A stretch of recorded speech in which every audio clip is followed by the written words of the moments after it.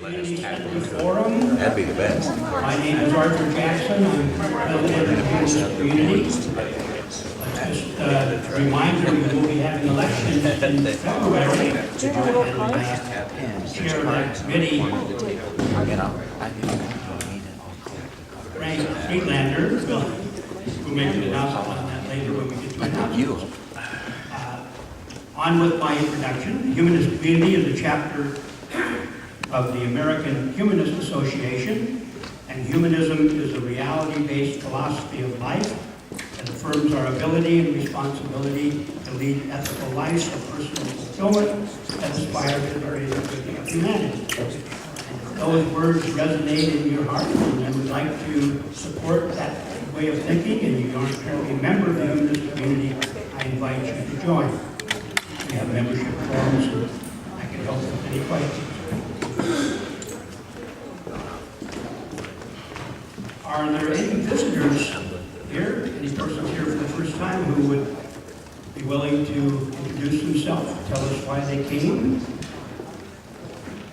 Not necessary, but okay, I think that takes us then to announcements.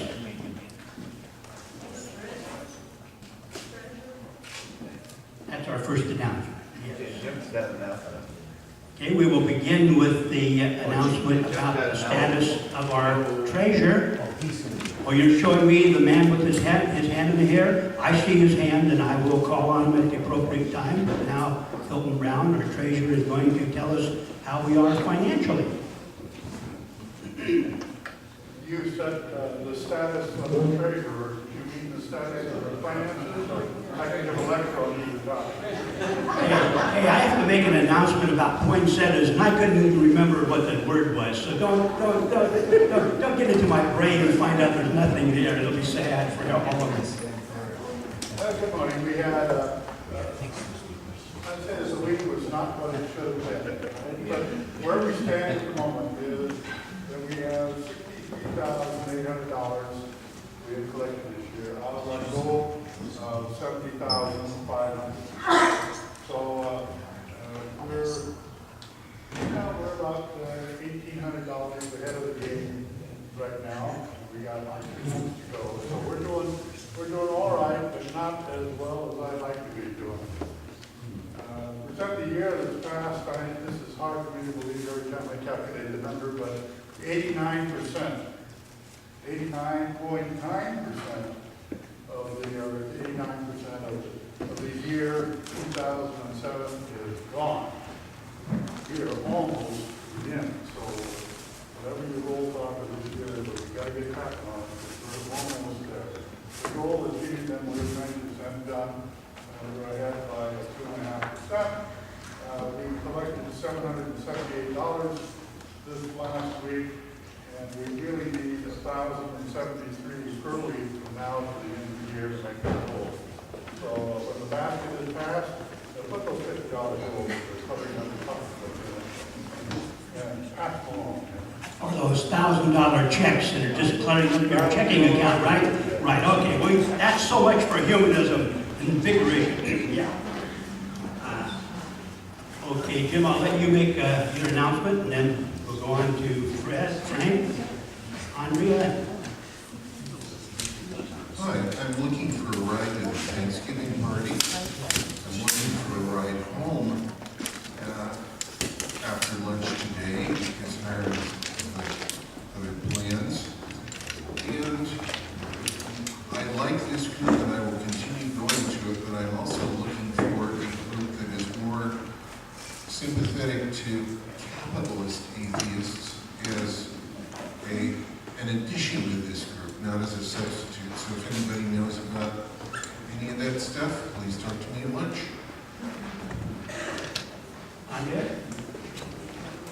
I hate doing commercials, but I do feel I want to do a follow-up on the last speaking engagement we had, and I didn't get a chance to let you know that I'm executive producer of a senior group, Senior 4 and My TV, and we did a 2-parter on the amazing electric car.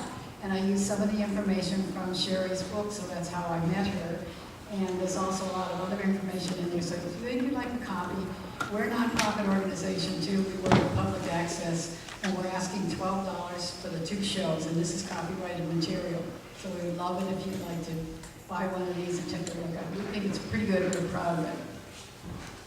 Great. Frank, you want to do yours now? About this time of the year, each year, the board appoints a nominations committee to nominate a slate of candidates for the board, particularly those who are leaving. And so we've been meeting, there are 5 of us on the nominations committee. And let me acknowledge the hard work by them: Grace Connolly, Diane Jacobson, Armena Norabian, Dana St. George, and myself as chair. We're nominating, and this will be in the newsletter in December. Nomination committee is proposing the slate of the following to run for the board: Arthur Jackson, Melvin Burrs, Julie Wiley, and Byrd Weaver. In addition, any member of the humanist community may run for the board by ballot, via petition. And the petition is requires 15 signatures, and it has to be into me as chair, Frank Friedlander, as of December 30th. And only members of the community can run for the board. If there are any questions, see the applicants. Thank you, Frank. Emmy? We need more entrees for the lunches. If you like to cook, please bring something you made. If you don't like to cook, buy something at Safeways. You can get reimbursed by the treasurer, or by free meals, or by a tax deduction. And the sign-up sheet is on the back. Thank you. And Emmy, like me, didn't mean to say only Safeway. In other words, you don't have to only buy that at Safeway. You can buy any place that has these big meals you take home and cook. Put them in the oven and like this. Other announcements?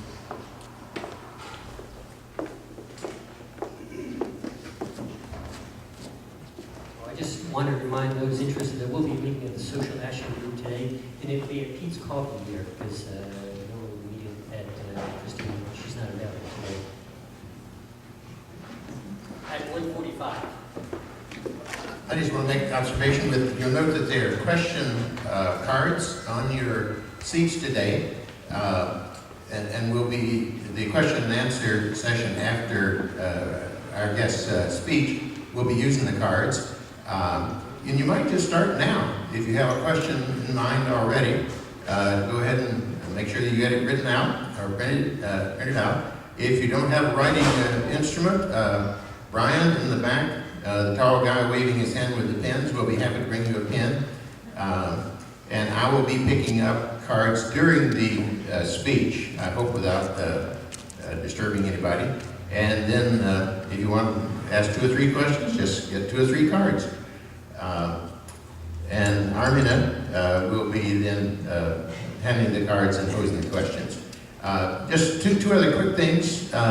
Last week, I believe it was this past week, there was a TV program on the Dover, Pennsylvania case.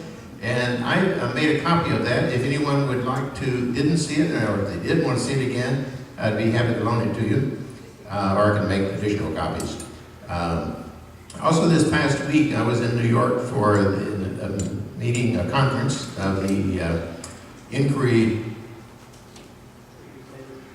free inquiry, I don't know what the name of it was, but anyway, the theme of the conference was the secular society and its enemies. It was an excellent conference, and that was also videoed, and I will have copies of that. So if anyone is interested in seeing that as well, I'd be happy to share it. Thank you. Another announcement, our cook Barbara, her daughter works with a group called Amigos, and they have a fundraising project in which they sell poinsettias for $15. If you would like to have one, she's going to be bringing them after 12, and they'll be around. Either $15 cash or $15 check made out to Amigos. I Any other announcements before we move on?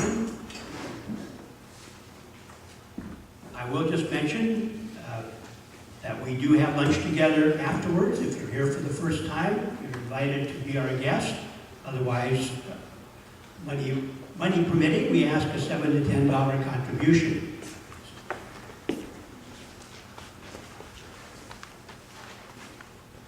Okay, I think we're now ready for Armina to introduce our speaker. Here's our board member and very active member of the program committee who gets all these wonderful speakers for us. Go ahead. Thank you, Arthur. Hello, everyone. Today's talk is on embryonic stem cell research, and our guest speaker is Don Reeve. Don has made it his life's work to advance and protect all forms of stem cell research, and he's written many, many articles and books on the subject. This is a subject that's very important to him. And so today, he'll talk about embryonic stem cell research from personal, financial, and ethical standpoints. So please join me in welcoming Don.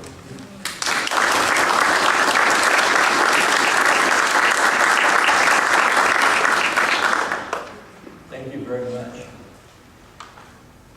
On September 10th, 1994, my son Roman Reeve was playing college football at Chabot College over here in Hayward.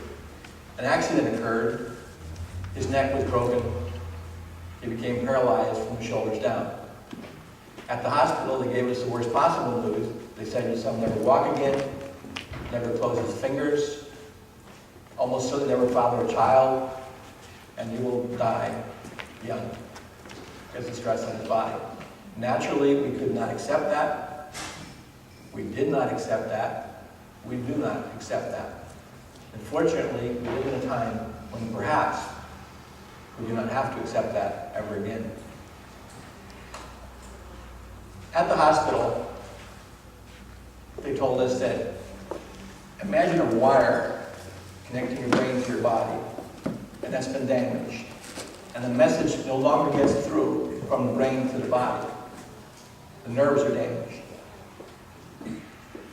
We had people come and visit with the best will in the world. One woman said, she put her hands on Roman's neck and she said, "Demons, leave this body. Roman," she said, "rise and walk." She meant well, but Roman did not rise and walk. We did hear about a football player named Byrd who had suffered the identical injury. The 5th and 6th cervical vertebrae were crushed, and he was paralyzed, as was Roman. But within 24 hours, he was given a medication called Cygen, which is ground up, dried cow brains, if you can imagine such a thing. And he walks today. So I wanted to get this for my son. I saw this in the book, but how do you get it? I didn't have the whole NFL behind me. I didn't have a millionaire behind me. So I just started writing letters, making phone calls, and was able to find out that it was available with a doctor's prescription from Switzerland.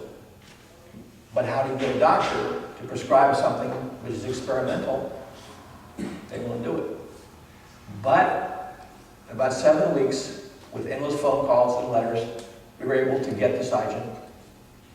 And we took out a loan in our house, every dollar we could, $70,000. And for the next 7 months, I did nothing but work with my son on rehab to try to get the muscles to work again. Now, one way the doctor showed us that there was no hope was Roman's lying flat on his back in the bed. And he takes Roman's hands and lifts it up like this, and he said, "Roman, hold your hand up in the air." Now, Roman had bench pressed 455 pounds. Powerful guy, okay? When the doctor lets go, Roman's hand fell so fast, it slapped his own face. There was no tricep at all. With the aid of the Cygen and 7 months exhausting rehab, we were able to bring back the triceps. Now, this is huge because what it means is instead of my having to pick him up out of his bed like an infant, and he weighs 235 pounds, he can push with his triceps. He still has to have someone pull the legs off, but he can push with his triceps, which means he can scoot himself from the bed to the wheelchair. Also, the return of his triceps lets him drive an adapted car. He takes the L-shaped key between his wrists, pushes it in, turns it to the right, and that's how you start the car. To go fast, you push this bone, because he can't grip, push this bone against the accelerator, and to stop, you push down. All because you got the triceps back. Now, that meant that the doctors did not know everything. When I tried to get money from our local church, my wife is very involved in Catholic Church for decades, helped them with every fundraiser they ever wanted for themselves. We talked to the priest, and the priest told me no. He said, not only will I not help you, but you should be aware you are going against God's will for your son. God intends your son to be paralyzed, and you are going against God if you try and change things. Naturally, I could not accept that either. Now, after we came back from the 7 months rehab, I wanted to resume my normal life. I wanted to be a teacher again, and I was. And I wanted to try and just take care of Roman the best that had to be done, but to go on. And he said no. He would not let me. There was this huge fight. And finally I just kind of accepted, well, my life is forever changed. My son's life has changed horribly. Okay? Just for 1 second, imagine what it's like to be paralyzed. We all can move. But try this at home sometime. Take a pencil and put it on the desk in front of you, and take your wrists and poke it through there and try and pick it up and write with it. That gives you some idea of the difficulties. Now, on a personal note, excuse me, I did a little bit gross, but this is real life, you're adults. For a paralyzed person to go to the bathroom, they have to take a slippery tube and using their wrists, poke it inside their body. And this has to be done 6-7 times every day. Okay? A bowel movement can take 2 hours and require assistance. This is every day. So it can take up to 3 hours just to get out of the bed in the morning. Paralyzed is a huge cost on the family. Not just the person that's paralyzed, but his loved ones are also, because their life is now tied up forever. Now, at first, I thought, how am I supposed to help? What do I do? And I went to a Silomar conference on spinal cord injury, and the scientists were talking amongst themselves. And I understood 3 words: spinal cord injury. And I wait for those words because I knew what they meant. Other than that, I did not know what they were talking about. I kept falling asleep because my brain would go on overload. I felt like Gary Larson's cartoon dog that only knows his own name. And his master would give this big long lecture. Rex, how come you dug up those roses? Rex, what's wrong with you? And all Rex here is Rex, Rex. And he's all happy. That's what I was like. I understood. But I went in and talked to a scientist, and I said, look, I don't understand what you guys are talking about, but I know it's important. What do you need? He said, money. He said, I can work 6 months trying to get a grant, and it gets turned down. That means I have no money coming in, I can't feed my family, I can't pay my bills, and the research stops. So I thought, okay, Christopher Reeve. Christopher Reeve was paralyzed not long after my son was. And I remember exactly where I was when we heard the news. We were in this alleged rehab center, which I have no love for this particular place. Rehab I love, but not this particular place. I won't talk about it because it's too bad. And all of a sudden, the person comes in with a radio and says, listen to this, and talks about Christopher Reeve falling off the horse and being paralyzed. And we heard this ugly sound, bone against bone. And it was a paralyzed person clapping, wrist to wrist, because his hands didn't work. And Roman got mad. He says, why are you clapping? Don't you know what this means to Christopher Reeve? He says, don't you know what this means to us? We just got a face. Before that moment, if I saw a person in a wheelchair, I just thought, oh, that's nice. They sit down a lot. I had no idea. I didn't know about pressure sores. If you sit too long, you get sores, and they can rot away to the bone. They can kill you. My son's heel, tip of his heel, we almost had to amputate the foot because just a tiny little pinpoint pressure sore began and grew, and it got to be black and blue, and it was like gangrene. The doctor took a pen and made a circle, and he said, if it goes beyond this point, we cut it off. Thank goodness it stopped, but it took about 6 months to heal. That's pressure sore, that's paralysis, that's real stuff. Now, I wrote a play, and I had my children put on at school. I was an 8th grade teacher. And so I had a club, and the club met every day, all year, at lunch, gave up their lunchtime, and we put on the play. And it was about a Chinese young girl who was being forced into a marriage against her will. Her name was Wing Chun, supposedly a true story. And a Chinese nun, Buddhist nun, said, no, tell him you need time. She said, well, I need some time. And the warlord said, well, how much time do you need? She says, a year. A year, what for? And the nun said, oh, I've been told I have to walk to my grandfather who lives 6 months away and then 6 months to walk back. So the guy said, all right, everybody's watching, so I'll give you the time. The Buddhist nun lived at the Shaolin Temple, which they had women's quarters in the back. And they were studying how to teach people how to fight in a short way. So she taught a new style of fighting to Wing Chun. The bandit comes back, and he says, all right, I gave you the year, what's your answer? She's like, I can only marry the man who can defeat me in hand-to-hand combat. And of course he laughed. He says, lady, I hurt people for a living. It's what I do, and I enjoy my job. You want me to slap you around? She says, if that is within your power. And everybody goes, oh, but she said, oh. And of course they had the fight, and she just busts him up. So, and Rhoda was carried off, and she taught her husband and their son for 6 generations, and that generation taught a man named Yip Man, and Yip Man taught Bruce Lee. And that supposedly is the story of this development of Bruce Lee's fighting style. So he put this on as a play. Took all year, had actual martial arts fights, which were realistic, and I was terrified the whole time that we were going to get a lawsuit. And our heroine was this very powerful girl, and the villain was a black belt, and was terrific, thank goodness, because she kept hitting him. And bam, when he smacked him, he's got a nosebleed again. I think I'm sorry. But luckily, no lawsuits, and we raised $2,000, all of which went to Christopher Reeve. And $2,000 is nice, but that's not very much. Not when you compare it to the need. I heard about a paralyzed policeman named Paul Richter in New York. Paul Richter was shot in the back on duty one rainy night and became paralyzed for 6 months. He got lucky, he was able to walk again. Each injury is different. But it irritated him so much, this paralysis. So he went to Governor Pataki of New York, and he said, Governor Pataki, he says, what about a $15 ticket add-on to every speeding ticket in New York?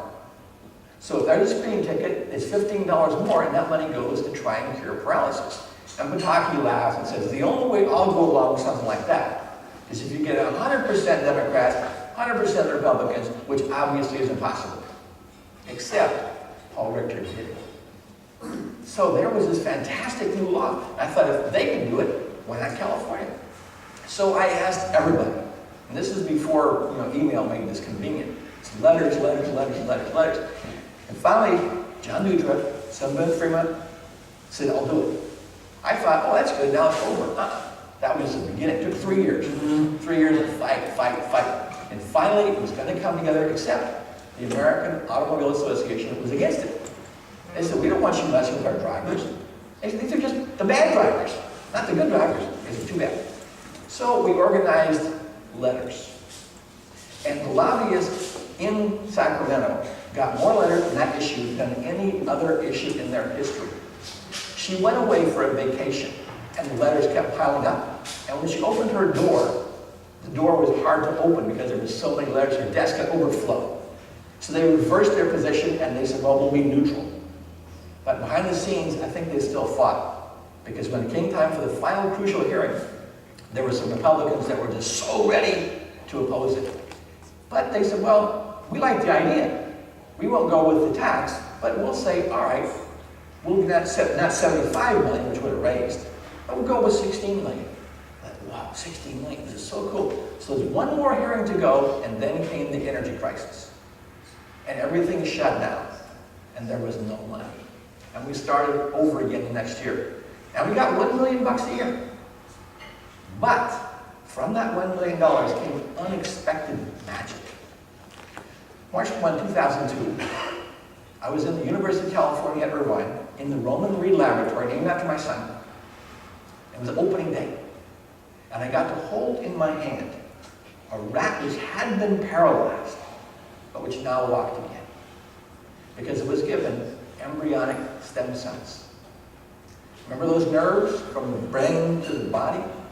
They need to be insulated. If they're not insulated, it's like a copper wire with no plastic coating. The energy doesn't get through.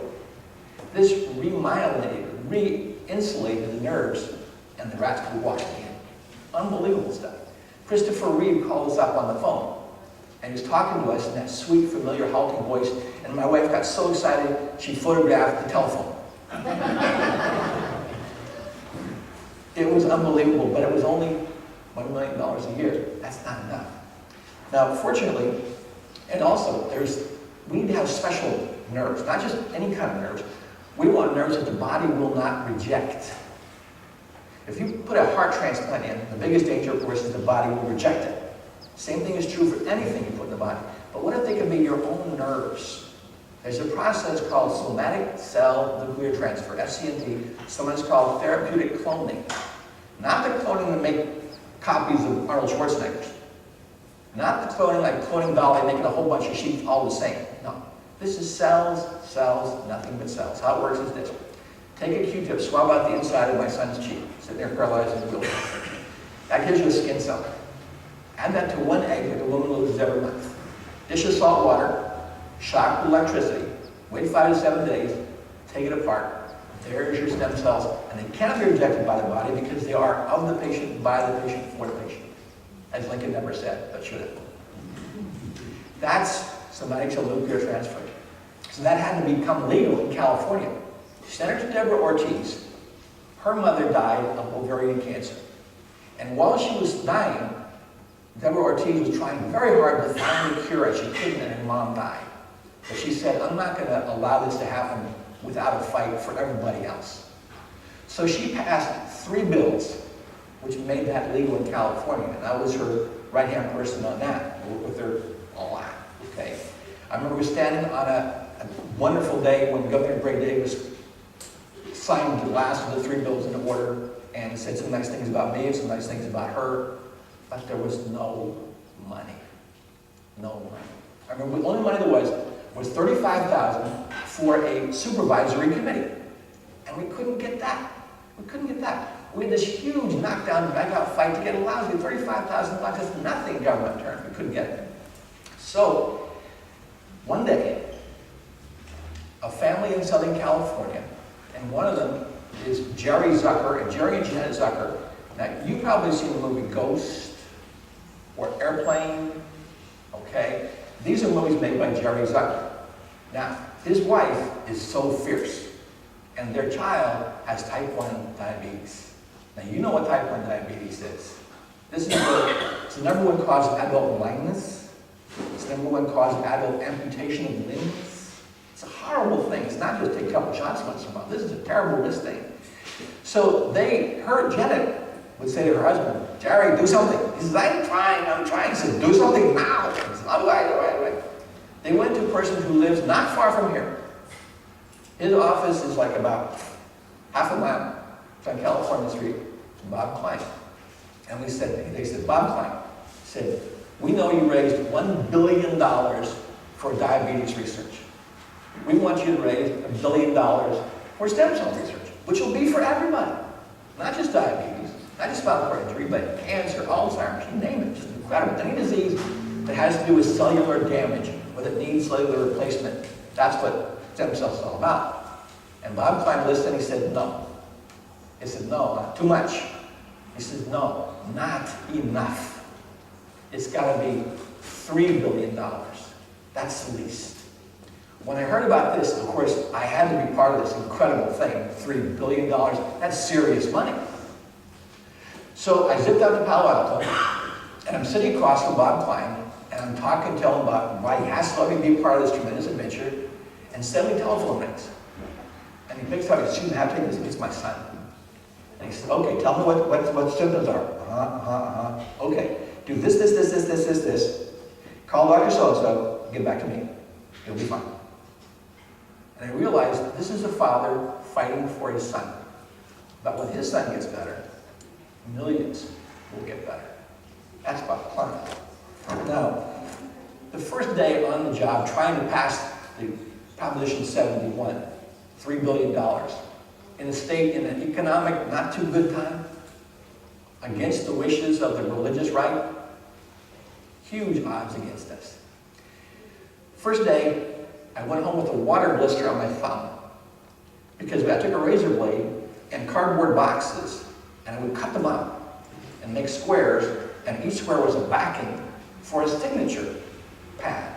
I had to get, remember those signatures? People have to be signed at like Safeway and stuff like that, okay? We needed 650,000. We got 1.2 million. California said yes to this. It was such a delight. It took this incredible battle. It was weird. One time I'm standing in Berkeley, supposedly the most liberal city in the world, my hometown where I was born and raised. I grew up in Berkeley. And I'm in front of the university. And these two little old people came up to me, looked like they were from Iowa or someplace. And they looked at what I was selling, and I was getting this person to sign. And the husband looks at his wife, and the wife looks at him, and the woman spits on me and says, "Baby killer." And they walked away, having delivered their political contribution. And I always wondered what it would feel like to face the naked face of hatred. And what it felt was, they're a little bit crazy. And I just went ahead and kept getting my signatures. And we passed. But the battle was not over. The man in Washington is against the research. On September 9th, 2001, he passed he allowed a very narrow amount of stem cell research to go forward. Only those stem cell lines in existence that day could be federally funded ever. No more new ones ever. But behind the scenes, remember I told you about SCNT, somatic cell nuclear transfer? He was working with Senator Sam Brownback to make that be a jail offense, to where if a scientist tried to cure my son with somatic cell nuclear transfer, he'd go to jail for 10 years and be fined $1 million.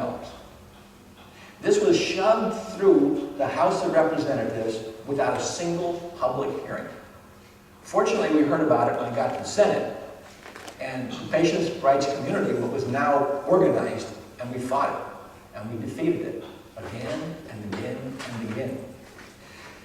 Bush tried through the United Nations to kill research. Picture this. Representatives of the United States government plus robed priests go to small countries. Countries depend on America for aid to stay alive and say, we want you to vote with us on this issue. Tremendous pressure. One of the most amazing moments in that whole battle was to me when Iran stood up and said, we think this is too important to rush through. Let's take a couple years and think about it. And because they did that, by one vote, the United Nations did not vote to ban it. In the end, the pressure was too tremendous, and the Bush White House was able to achieve a paper proclamation which just said basically that human cloning, where it is an offense to human dignity, should not be allowed. However, every country should make up their own mind. I.e., the people who are doing it, the United Kingdom, Belgium, France, Spain, America, they could keep on. So it was by the power of the patient's advocates. Because when this was happening, patient advocates, people like yourselves and me, were sending letters, emails, constantly, faxes. We stopped it, and the research went forward. Now, does it matter? I want to give you a huge number, $2 trillion. That's last year's medical costs, $2 trillion. That's hard to understand. I can't think that big. What does that mean? I know what my allowance means. My wife gives me so much money I can spend freely. I know what that is. But $2 trillion? $2 trillion is also another identical figure. $2 trillion is the total federal income taxes. That's all the income taxes from every individual and every corporation combined. That's the medical cost. That's the tax cost. Now, of that $2 trillion medical cost, 3/4 goes to incurable conditions, disease and disability. People who will never get well ever, except maybe with stem cells. That's why there's no way any medical health care plan can ever fully cover everything. Because we're maintaining people, and we should, that will never get better. And it costs so much. Cure would be so much cheaper. Not to mention the price of suffering. How can you put a price tag on pain? I've got a friend, and she has a little child named Pranav. And Pranav is now 3 years old, and it's a miracle he's alive right now. He has spinal muscular atrophy. And every time he gets a cold, he's paralyzed now, he's losing his abilities. Every time he gets a cold, she sits up all night by his bed, trying desperately to keep him alive. That's something we should be fighting. We should not allow that. Okay? My sister, older sister, died of leukemia. I was the last person she spoke to. I spoke to her on the phone. I was back east. I was in Pennsylvania. I was out of work, living in cars. It was a hard time. And I called her up, and my person answered the phone and said, she's in the hospital. And she's in the hospital. I didn't know what leukemia was. She says, yeah, she's in the hospital now. She's dying. And they put me through to her bedside. I said, Patty, I'm okay. I've got a job. I'm all right. Things are going to be good. And she said, that's nice, Donnie. I love you.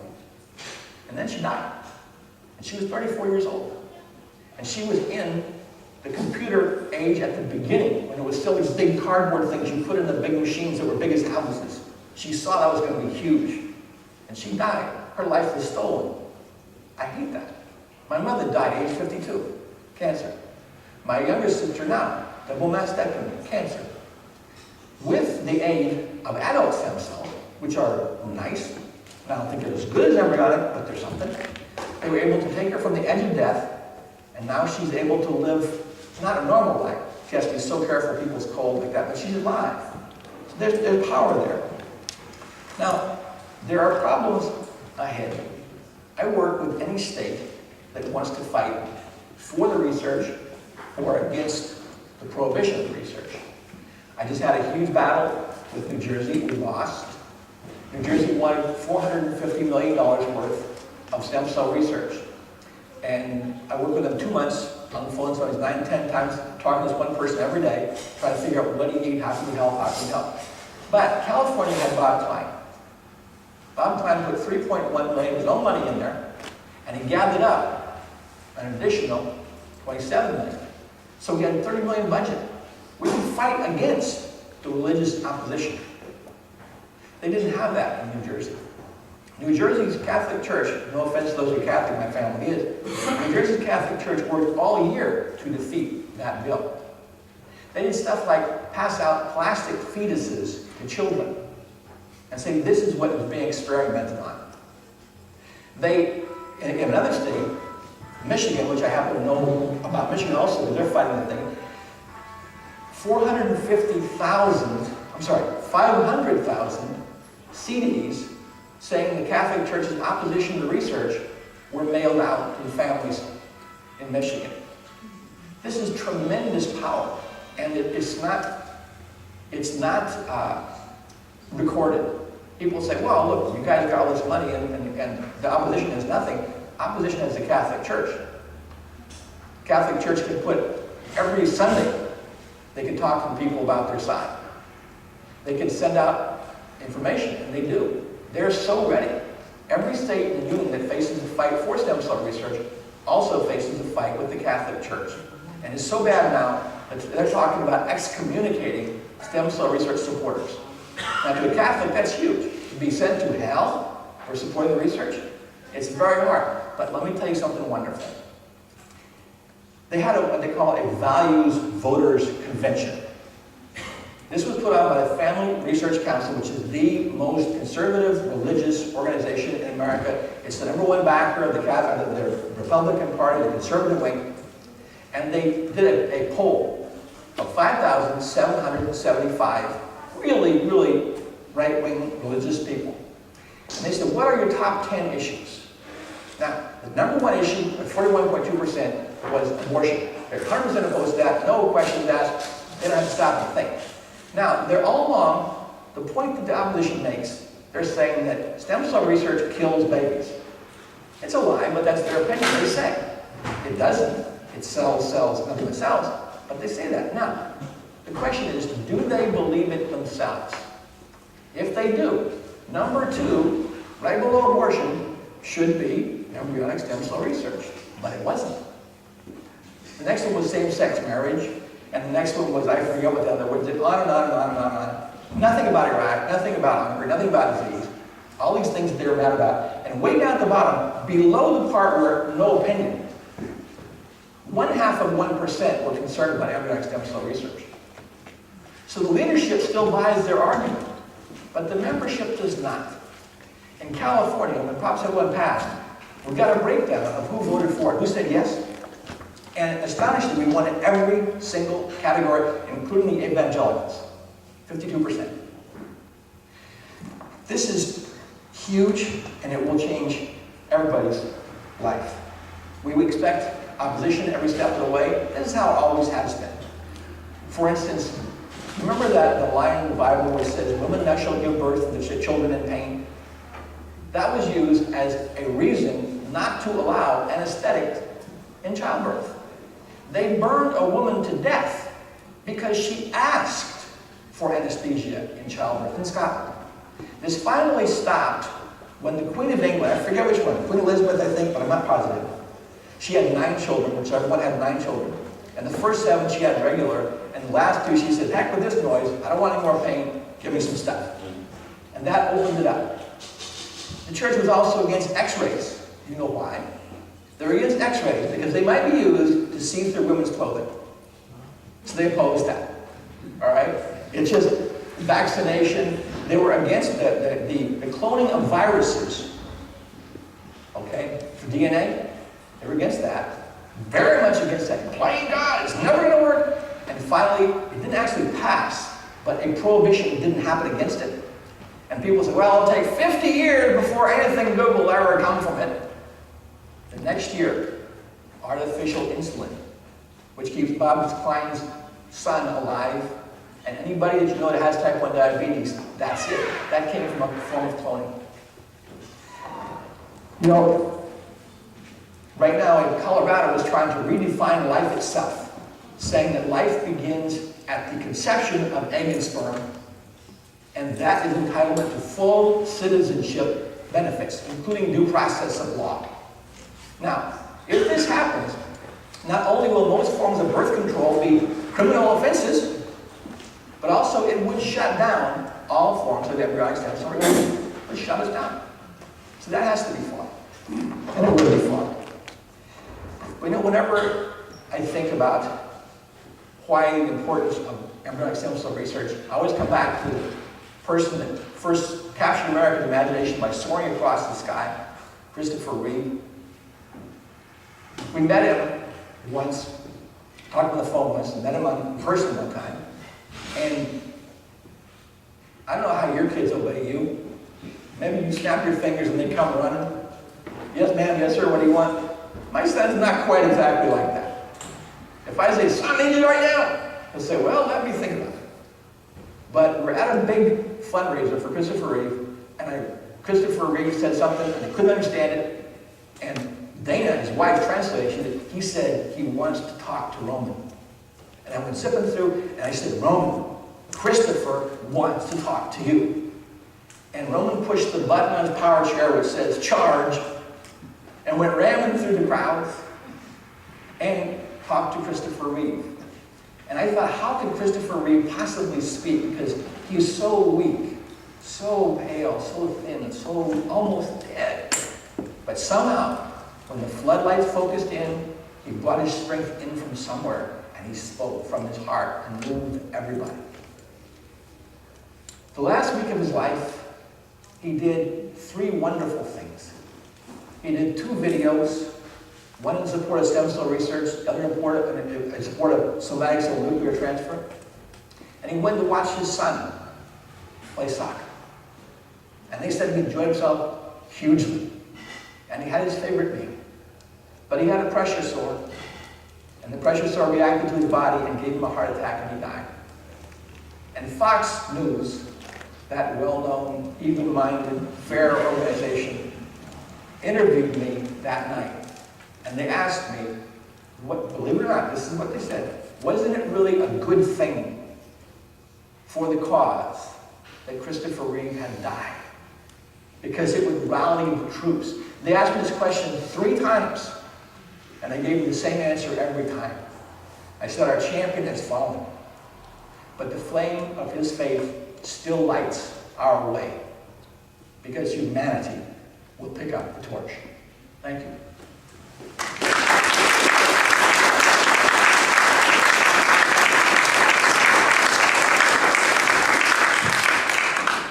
And if there's any of those yellow papers that are being... Yeah. Don, I have some of the questions. Maybe I'll just read them from here. Please. Here's a question. Is there any hope that treatment with stem cells would restore my retina? Okay, one of the most exciting things about stem cell research is the work on retinopathy, which is to do with damage to the retina. Okay? They can now make the cells that are needed inside the eye, they can make them in a petri dish. Okay? They can do this not only for the cells that are missing for the damaged eye, but for the damaged ear. Like, I used to be a scuba diver at Marine World Africa, USA. 15 years. I loved it. Remember when it used to be here in Redwood City? Remember that? Yeah, before it moved. After it moved, it's not half as good. But in the old days, oh. Now, I used to have to catch the dolphins for medical attention. And how you catch a dolphin is you put a net in the water, push it close to the side, swim over the top, wait till the dolphin swims there, and then grab on. After that, anything can happen. Some of the dolphins say, all right, I'll be cool. Other times they beat the heck out of you. And one time the dolphin smacked me so hard with his tail that it tore my eardrum. So I'm a little deaf in this side of the ear. Now, in time, embryonic stem cell research is going to be able to put cells in there that will fix it. My cells. Okay? Yeah, next question. Right. This is about your son. 2 questions. How is your son doing now? Is he hopeful about his future? And the other is, does your son now have much social contact with others his age? Okay, my son was 19 when this happened. This happened in 1994. By the way, the child they say could never be born is 10 years old now. And he has 2, second boy. And I have 3 grandsons. I would like 1 granddaughter, but I have 3. Anyway, 3 grandsons. He is the Commissioner of Health and Recreation for Fremont. He's still going to college, still going to Cal Berkeley. Okay? He lives an active life, but a very, very hard life. Harry Truman, when he was dying of, I think it was cancer, people would ask him, how are you, Mr. President? And he'd say, I'm fine, how are you? And I used to say that for Roman. He said, how's your son doing? But I don't say that anymore. Now I say, his life is hell. It's very hard, and we must fight to make it better for him and for everybody all around the world that has this. We live in California. We live in America. We have hope. What if you live in some poor country? You're paralyzed there. Oh my God. I read about this one woman in Thailand, and her husband was injured in a war, and he's paralyzed like my son. And every day she'd prop him up against a tree and go try and find food to get them through the day. And at night she'd come back and there he'd be exactly where she left him. So this is an agony which must be fought. But Roman is a fierce person. He fights. He does not whine or complain. He goes on with his life. He's a great inspiration to other people. He has contact with people every day because he refuses to be defined by his condition. He is Roman. He is not a paralyzed young man. He is Roman. Yes. How would the stem cells be administered? Injection or IV or how? Now, first of all, I'm not a scientist. Okay? I'm just a dad that follows this stuff closely. For my son, how that would probably be administered is around the spinal column there is a sac. And in the sac is a dural fluid. And it's my understanding that when the cells are right, they will be put into the fluid itself. And there they will intermingle. Okay? And they will dominate the weaker ones and grow where they are supposed to grow. It's amazing. They know where they're supposed to grow. It's like they've got little brains and they can figure out, oh, gotta go over there. It's wonderful. I saw a motion picture once. Like I was told at first that you cannot possibly ever bring the nerves together again because once they're cut, they're dead. They don't know how to find their way back. And I saw a motion picture of a nerve here and a nerve here, and the nerve is moving, and here's the nerve, and it's supposed to go there, and it's going also. It knew. The chemical attractions are still there. The body is amazing, and with the stuff that we're doing now, folks, like Al Jolson said, you ain't seen nothing yet. How do you feel about the Catholic Church now? That's so hard. It's so hard. On the one hand, they do a lot of good. They care. They are people like we are. But they are so wrong on the medical science. They must be opposed. My father did not know he was going to vote for Prop 71 until he got into the voting booth. And then he voted the right way. So, we cannot allow ourselves to be separated from those who disagree with us. We have to always give them a way back. Because sooner or later, when my son gets up from his chair and walks, Christopher Reeve sent my son a letter. He said, one day, Roman and I will stand up from our wheelchairs and walk away from them forever. Now, when that happens, I don't care what religion you are, if your child's in a wheelchair, you want them free. And that's why the medication will come, and no religious organization will ever be able to stop the hope of cure. Which is more powerful on the religious right, the Protestants or the Catholics? Catholic Church, unquestionably.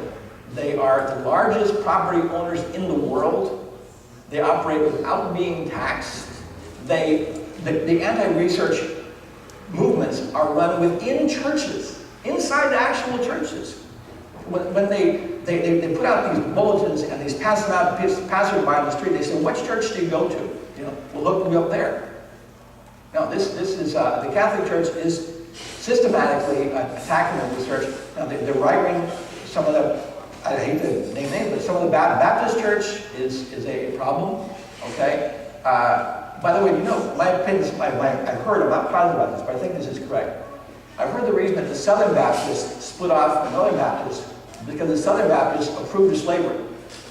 So they split.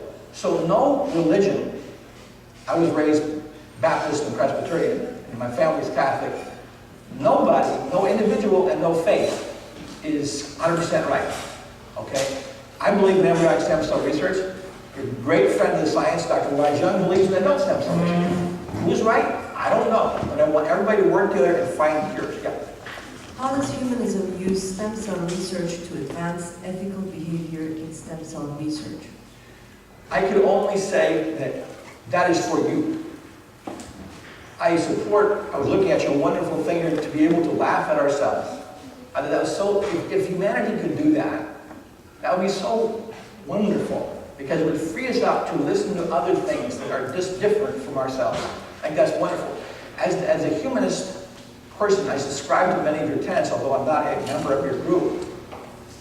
I would say the most important thing is to do what you are already doing, which is to listen and think and participate. If you do that, everything else will come into place.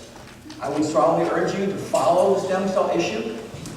If you know anybody in Michigan, for instance, write them a letter and say, hey, help. Michigan's fighting for its life scientific-wise. If you want more information about any of this, my website is Stem Cell Battles, not bottles, but battles, www.stemcellbattles.com. Write me care of that. I will write back. My emails are short, but I always answer. www.stemcellbattles.com. Yes, ma'am. Okay, I guess this is a follow-up question. How can we as individuals and as a group aid this cause?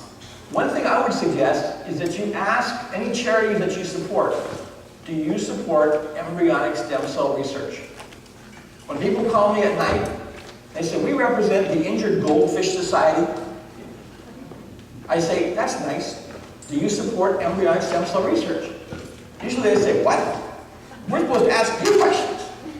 I said, no, this is my question to you. And if they say, well, we'll get back to you, I say, good, when you can say yes, then I will support you. I would never support, myself, a charity which does not support embryonic stem cell research. And there are many charities, big ones, that are dominated by religious groups which oppose it, and they shut it down. They won't allow it. So that's something concrete that you can do. But above all, follow the issue. Yes, ma'am? Does the Sierra Club support the stem cell research? I don't know. That's an excellent question. One I should know, but I don't know. Right. This is a question from the audience. Says George Romney was the governor in Michigan when he was living there. Mitt is his son or his brother? It's his son. Okay, that's answered that. So what was the question about? Oh, let me say something about Romney. Romney originally supported embryonic stem cell research and then changed his mind, in my opinion, to get votes from the religious right who have to get the nomination. Right now, the Giuliani and McCain both support embryonic stem cell research. However, in what I regard as a gift to the religious right, they have both said they will not support SCNT. All of the top three contenders, the Democratic side, all support both SCNT and embryonic stem cell research.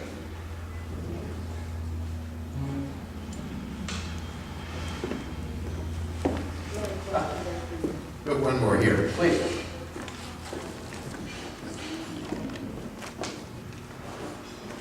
Sorry, I can't write until I get the retinal stem cells for me. Do you know of any list where people can just say, I used to give money to the Catholic Church, but I'm not funding you until you support embryonic stem cell research in an organized way? That's a brilliant idea. I'm going to remember that, and I'm going to write about that. Thank you very much. What's your name, sir? Jim Stevens. Thank you very much. I appreciate that. That's a good idea. Yeah, that's wonderful. Are we all set then? Oh.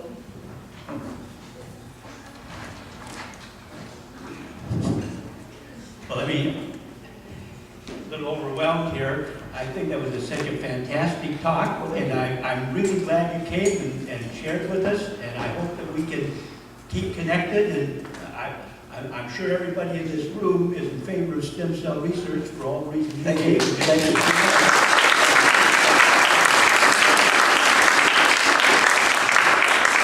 We have a custom here. Are you going to be able to eat with us today? I would love to. Thank you.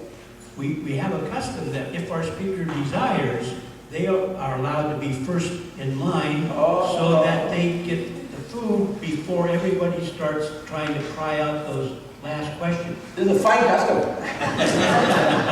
Okay, Carl, would you be willing, or Paul, to take our speaker over so that he actually does in fact get to the beginning of the line, because I know I'm sure everyone in this room has questions they would like to ask, and pleasure to talk to you and see you and look forward to the future. And now Paul is going to talk to you. You probably won't know that. Well, it looks like the food is not all on the table yet, and I just wondered if there are members of the group who have statements of their own that they would like to make, or have some other comment about stem cell research.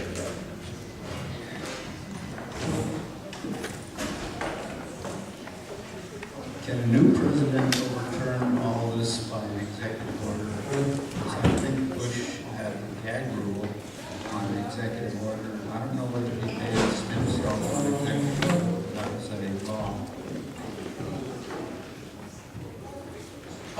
That's an excellent question. Now, a couple things need to happen from the new president. Number one, there's a bill called the Dickey Amendment. I'd like you to remember that name, the Dickey Amendment. Now, J. Dickey of Arkansas is famous for three things. First, do you remember an old movie by the Marx Brothers? They talked about a kingdom called Duck Soup. In that there was a kingdom called Freedonia. And Freedonia rules the land.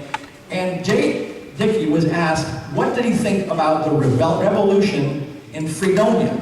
And he said, well, I think it's President Clinton's fault. The second thing he was famous for was his statement that, after all, there were no homosexuals in Arkansas. The third thing he was famous for, which we're stuck with, is the Dickey Amendment, which forbids federal dollars to ever do anything to endanger any form of an embryo, including SCNT. That has to be changed. All it has to be done is not to be renewed. It's renewed every year as a gift of the religious right, and it stops federal funding from making new stem cell lines. The new president, hopefully, will stop saying, no, we're not going to do that. That's nonsense. The lives of people we have here are more important than an embryo, which, but bear in mind, every married woman of birthing age generally loses like one fully fledged embryo every month. And you don't have funerals for tampons. Okay? So, which is more important? That we protect the rights of tampons? Or that we fight for the lives of our families? These are not statistics, these are our loved ones we're fighting for. So, the new president's going to have some serious stuff to do, but it can be done. Thank you. Are the Democrats actually renewing it? The Democrats have basically been afraid, and there's most Democrats are basically, if you have 100 Republicans and 100 Democrats of people, just regular people, the Republicans would be like, say, 50% in favor of the research, Democrats 99%. Of the leadership, if you have 100 Republican leaders and 100 Democratic leaders, 95 Democrats will be in favor of it, and only about 35 will be in favor of the Republicans. So the Republican Party is still controlled by the religious right when it comes to medical policies. Now, it always strikes me as so strange that the religious right's main contribution to the public policy debate would be to block medical research, instead of saying, wait a minute, how about environment, war, world poverty, hunger? Those are things of the heart, which I would think faith-based stuff would go for. But we've got another comment back here. Hi, is there a possibility for other countries to pursue some of this research? I mean, I know they are, but is there a better chance that some of it could occur in other countries before it occurs here because of the legislation? absolutely. I'm going to say something right now you won't understand, I don't think. Woshwoda Buhao. Woshwoda Buhao means I speak very badly. It refers to Mandarin Chinese, which I am learning now, which is very hard, but I spend an hour a day. Because the Chinese know the importance of embryonic stem cell research. They're a poor country, but they're putting everything they can into it because they know it's going to be there. So every day I practice Chinese because I figure, unless we make some major changes here, the Chinese may get it first. And if they do, I want to be able to take my son over there. I want to be able to talk to the scientists and doctors that are in charge. I want to make sure they understand exactly what has to be done because I know. And I want to be sure that they are on the same pathway with me. Now, England, way ahead. England is, but again, not much money, but everything they can. They've got total freedom to do it. Spain, with the new government, is in favor of it. France is in favor of a limited way. Canada is in favor of a limited way. In other words, Canada is in favor of embryonic stem cell research, but they haven't yet funded SCNT. The idea of cloning the people is terrifying. And people hear the word cloning, nobody says, wait a minute, cloning, you mean like the gardener clones when he cuts a slip of plant and plants that? That's cloning. Is it cloning when they make the artificial insulin to save diabetics' lives? That's cloning. Is it cloning when they use it by the police to find out? I don't know how this works. Police use a form of cloning for the CSI investigations with blood stains and stuff like that. I don't understand how that works, but I know they do it. But one kind of cloning everybody's against, which is human reproductive cloning. California's law, Prop 71, specifically says it will be a jail offense to clone a human being. Why? Very simple. When Dolly, the sheep, was cloned, she was sheep number 277. The first 276 died. We do not want to experiment with a new and radical way of making babies. We can make plenty babies the old-fashioned way. We got too many babies we're not taking care of right now. Okay? So, the important thing is there are two kinds of cloning. Therapeutic cloning, cells, nothing but cells, and reproductive cloning. Reproductive cloning is to try to make a baby, cloning a baby, make your Uncle Frank 10 times. That's, everybody's against that. It's nonsense. Nobody supports that at all. But that's what the religious right always attacks us with. You guys want to clone babies? No. We want to clone cells. We want to clone cures. Thank you again so much. Lunch is ready to be served, so if we take it over, we'll